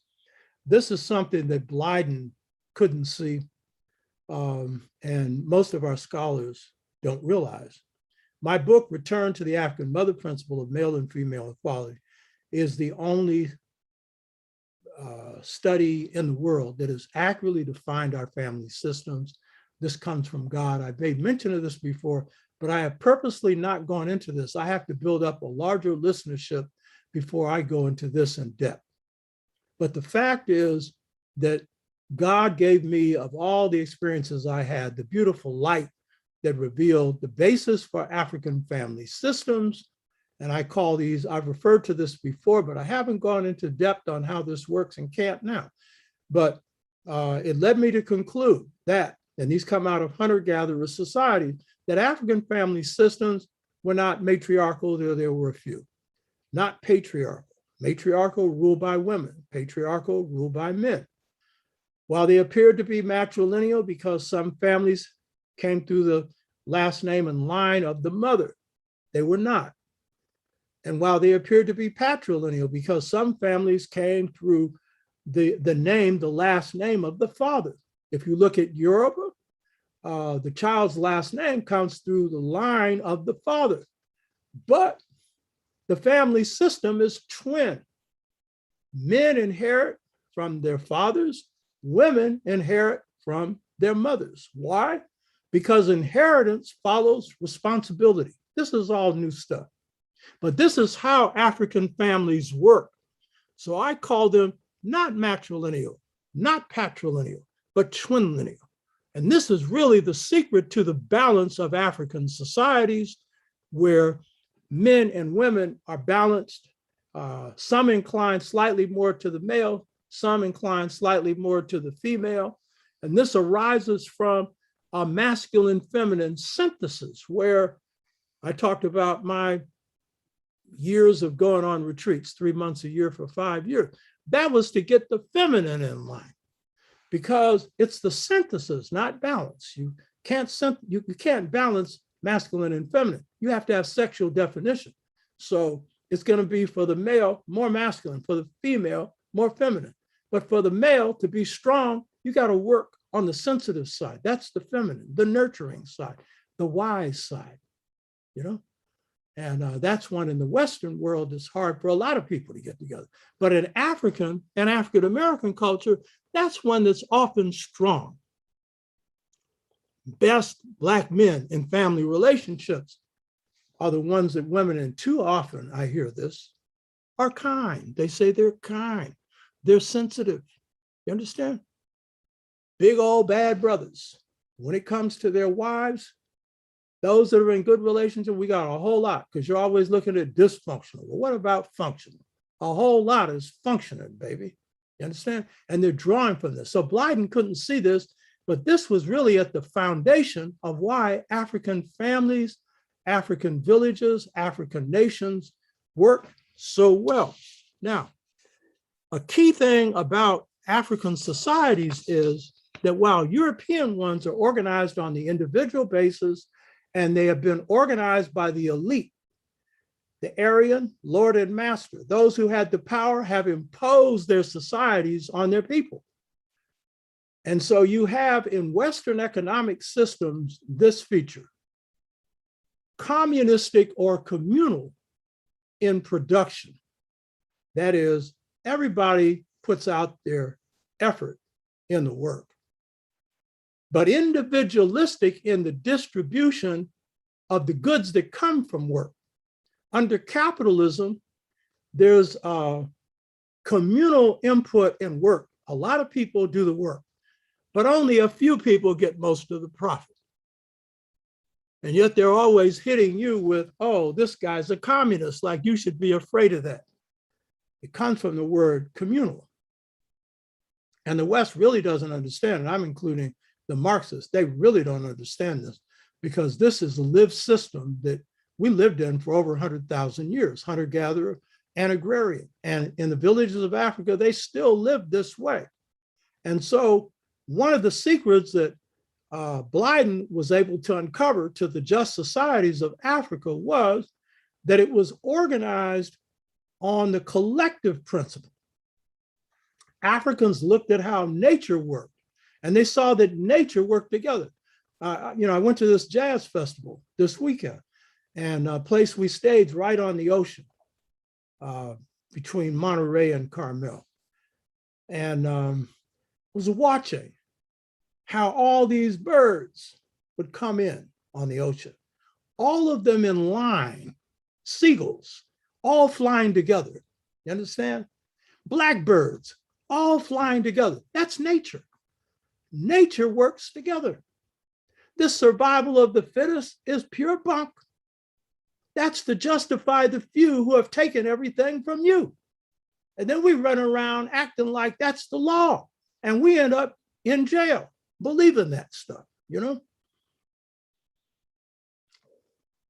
So the African system is organized on the idea that the collective input of labor leads to the collective output of the distribution of whatever you put in for your labor. And so you get the wealth that comes from your labor. That's the basis of communalism. But the real basis, therefore, is based on this: observing nature. Who owns a tree? Who owns the water? Who owns the air? It's free stuff. It's the tree of life. And so Africans, Native Americans, early Asians created systems where land, air, and water was used, owned by no one. What does this lead to? No homelessness, no rank poverty. Yes, you don't have the extremes of great wealth. You don't have somebody with a yacht that's bigger than 10 houses, or bank accounts so large that they can't even count the money. Africans had no safes because no one had that much wealth, because wealth was distributed. But you had no homeless, you had no unemployed, you had no rank poverty, and therefore you had virtually no robberies, no theft. And this is throughout the history of African people prior to slavery and prior to colonialism. Europeans have observed that they've gone from one end of the continent to the other before they got their hands on it, and never did they see a woman prostituting themselves. No prostitution. Every woman had a family looking after her, which she also looked after because she played an equal role in the productive system and in the say-so in the family. So under this system, you had no prisons. The little crime you did have capital punishment. And this is one thing he observed. Capital punishment came for treason and some serious murder. And when that happened, that was usually a public spectacle. Usually, if there were a few people that engaged in that, they were taken out in public. That was to send a message, But if you stole something like that, you weren't put in jail. You were often sent into exile. You always had to make up for it. You know what I mean? Whatever you stole, you had to give it back in 10 or whatever times, because the African who was ripped off was especially offended because this wasn't a crime of poverty. Now, when I was in the villages in Ghana in 2000, I witnessed a trial where Africans had actually moved on to some land and grew some crops. Now, in the village, you don't own that land, but it is shared by the villagers. But in this particular case, they didn't get permission. They didn't have the right to be there. But they were allowed to bring in their crops, and then they were allowed to leave, They weren't put in jail for that. So now Africa has some jails, which they need to get rid of. So you didn't need to have prisons. And so that's because you didn't have rank poverty. But under the European system, where wealth is maldistributed, that is, you put in your labor and someone else gets all the profits, and they call him the strong that survived, the fittest, and the smartest. Jeff Bezos ain't that much smarter than anybody else. He set up a good con game, and that con game has made him one of the 2 wealthiest people on the planet. And when you have that much wealth in the hands of a few people, you have poverty among the many. And so what Blyden saw was that the system of African economics is a system good for today, not just yesterday. And most people on the planet agree. You hear me? I've mentioned this before. The reason that the founding fathers gathered to put together a constitution was Shay's rebellion. And the thing they feared most about Shay's rebellion, Shay led a rebellion of former people who had fought in the War of Independence, he was being taxed, property taxes, when he was fighting a war and couldn't pay. So they're threatening to take his land back. But what the founding so-called fathers feared most was, to quote Madison, was that if they didn't create a system where the 1% had 50% of the wealth, he didn't say this, but that is what the constitutional founding fathers were. They were the 1% that controlled half the country's wealth. He said, if this system wasn't set up, that then the poor would not pay their debts and they would equitably distribute the wealth. That sounds like communalism to me. You hear me? So what's wrong with the European nation state model? And I conclude. The nation state model, I've referred to this before, is based on John Locke. John Locke's system is a system of government where so-called Republican government, where people are elected to office, they are elected. The role of government is to protect private property. You maintain police to do that. You maintain a National Guard, you maintain an army. The main reason America has an army isn't for foreign wars, though they've engaged in some. It's to protect this government against its own people. Africa did not have standing armies until the coming of the European. And in the case of Kemet, the invasion of the Hyksos. And as Obinga pointed out, ancient Kemet, they did not maintain an imperial empire. They did not maintain troops abroad. They didn't do that. And they did not maintain in Africa a civil servant.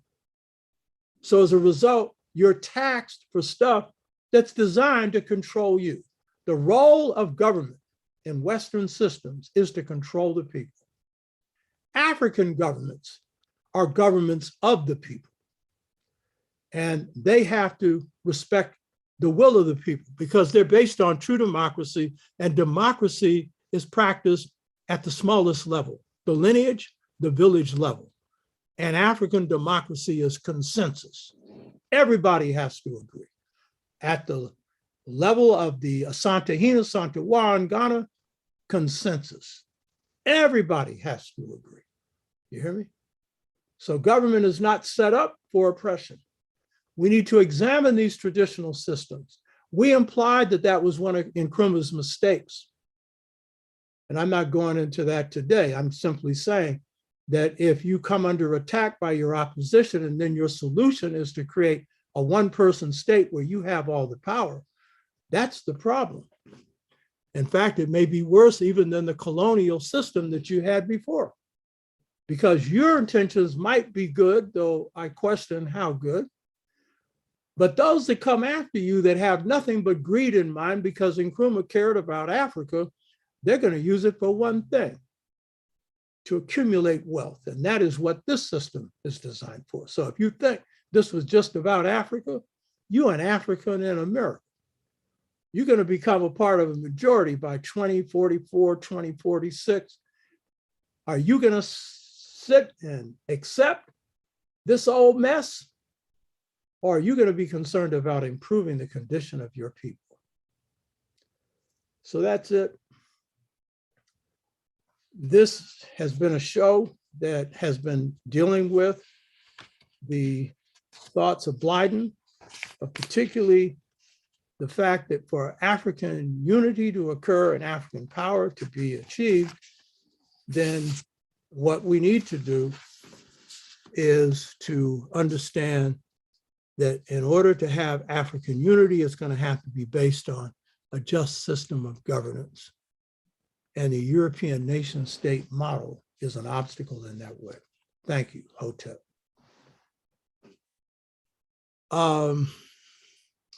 So let me see what we got here. Brother Ogawa, what I want to say to you is I've taken your suggestions for improving this show. I've read them, I agree with them, and I'll be contacting you because we need to get the show to another level. So you've offered some ideas for improving the show, and I want to talk to you. So contact me on my email and we get in touch. Send me your email, whatever, so we can get in touch. NJX0077. Yes, our ideas of luxury and wealth are out of line with nature. That's a real good point. I have a quote that I've just added to a chapter that I'm refining in the book on Seven. And it's a quote from a Chwa elder. And basically what he's saying is that to the degree to which we invest our love in things, we lose the ability to love each other. And the point he was making was that real civilization is people loving and caring for each other. And then he made the point, he said that love, because this is a hunter-gatherer, he said, love is when you go on the hunt and bring back an antelope and put a smile on your wife's face. And that rang with me because that's basically what I try and do, put a smile on my lady's face. There are things that I do that I know she's really going to like. And then, she goes off. That's love. You know what I mean? Or as this Twa elder said, it's when your children are laughing. That's love. You know what I mean? And for me, material things, okay, but I don't love them. I only love people. And I think your point there is very profound, very profound. James Pooh, sounds like these Christianized Africans wanted a Meiji restoration. Yes, but they didn't want it with African culture. And that was a problem. Blyden was a Christian, but he wanted it with African culture. Pamela Hurley, my wife, Prince Hall, was a Bajan. He was from Barbados, the Masons, yes. It was the African Lodge that he called it, but he brought it to the United States. And when he died, they called it Prince Hall Masons. But he never called it that because he was a humble person, and that's part of what the secret societies do. And I should say, the African Masons continue the African secret society traditions. The European Masons are basically for pleasure, basically for socializing, drinking, stuff. Africans do some of that. But the main thing about the secret societies is servicing the needs of the people, and it's servicing them on every level. And that was really the vision of Prince Hall, but it's also the vision of the secret societies. They are what you would call macro systems. That is, they deal with the big picture. And the big picture is really about ma'at, true, justice, right order, balance. So it provides the internals that a human being needs to live. And these secret societies played a big role in that. 0077, this is it. These are the ideas that have been swirling around in my mind, and I'm creating a course on this very matter. The connections you have made resonate deeply for me. Deep gratitude to you. Thank you. And share with me what you come up with. I'd like to see what you come up with for our people, because I learn from your comments. Let's see. Yeah, Brother Ogawa, talking about the book's going to be a masterwork. Yeah, this work has been 25 years in the making, and it's good that it's taken me this long because I've seen more that I wouldn't have seen had this book come out 10 or 15 years earlier. And I'm a revolutionary. I want to stress this. And so for me, what I see is task of a revolutionary is change, transformation, but to put in place systems that you can use now and that can be used in the future, now and in the future. Not waiting for 100 years before a system falls, before you got something else. Because whenever this system has to be overhauled, what are you going to overhaul it with? You know, if you're a mechanic, you know, you got to have, you know, the right replacement pieces for that engine. You know, what have you got? And if we go just on what we've learned from the system, we will reproduce this society. And so it starts with, you got to rebirth yourself. So the transformation of a society starts with the transformation of the person. And that's where the sixfold stages to mental freedom, and also this mastery system, which the book I'm working on now on Seba primarily focuses on, you know, because that is really the basis for change and transformation. And so we are in a tough time now where our youth have really been put in a bad position because of the choice between two cultures, because of the forces that have hit our community. But crisis periods are the worst periods and they're the best periods. The worst because things come crumbling down, you know, a whole lot of hell hits people, a lot of Black people in prison, a lot of Black people dying, too many killing themselves, too much mess. But out of this also comes the challenge to come up with something better. And crisis periods are the best periods for creativity. I'm not saying they're the best periods. We don't want these periods. But when they happen, that's what they bring forward. The 60s, that was a crisis period. It brought forward some of our best thoughts, some of our best organizing, some of our most beautiful creations. It brought forward beautiful El Hajj, Malik El Shabazz, beautiful Fannie Lou Hamer, beautiful Ella Baker. It brought forward some beauty, beautiful Black Panther Party, even though they made some real mistakes. They also did some good work. It brought some beauty, you know what I mean? So that's the nature of this period.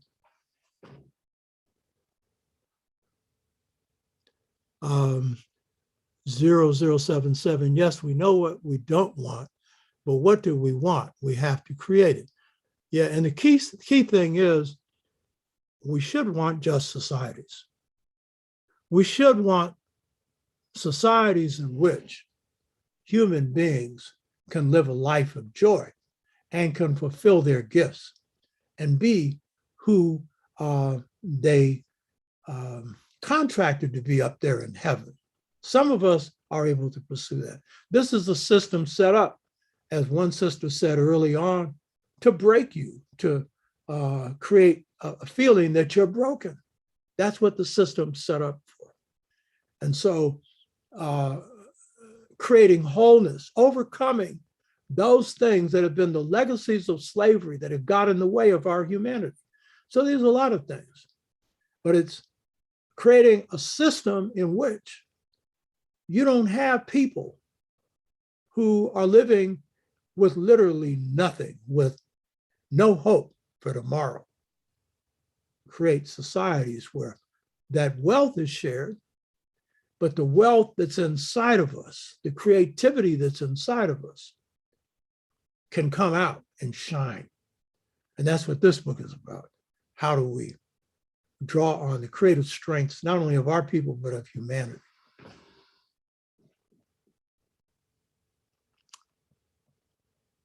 James Pooh, if modernization is good and necessary, why did the Twa reject it? That's a good question. First of all, the Twa say that they built up a great civilization called Kemi. They say they sailed on the oceans, they built great cities, they built magnificence. And then they walked away from it. Now, my reading is this: they didn't reject it. They got pushed out. They got pushed out by the bigger Africans who found the first dynasty, 3300 BC. And then they went back into other areas of Africa. And some of them went back to the hunter-gatherer lifestyle, others agrarian lifestyle. But I think that they make a point that if by modernization you mean materialization, if by modernization you mean that things are more important than people, then we don't need it. Modernization for us has to mean that we need to preserve the values that place humanity first, the human being first, before money or material things. But we need the power so that we can resist those who have imposed the power on us before. And if modernization means those things you need to protect yourself, you need that, but not for oppression, and not for the worship of the material, and not to define civilization as the size of something. Civilization is the size of your heart. It's a love that you have inside of you for your people and for humanity, and of course for yourself.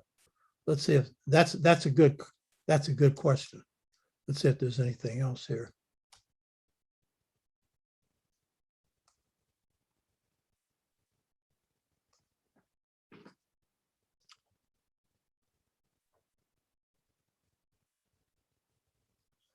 NJX0077.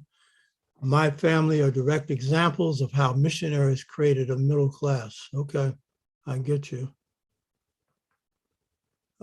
Dan Freeman, hi Tashaka, Lawrence here. Hi Pam, right on.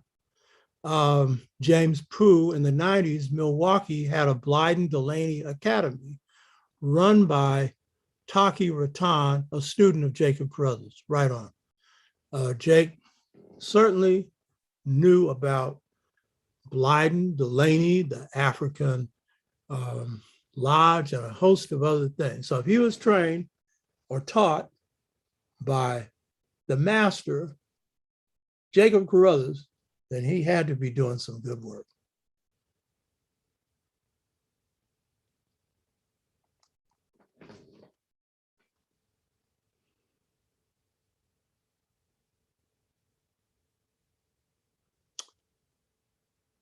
Okay,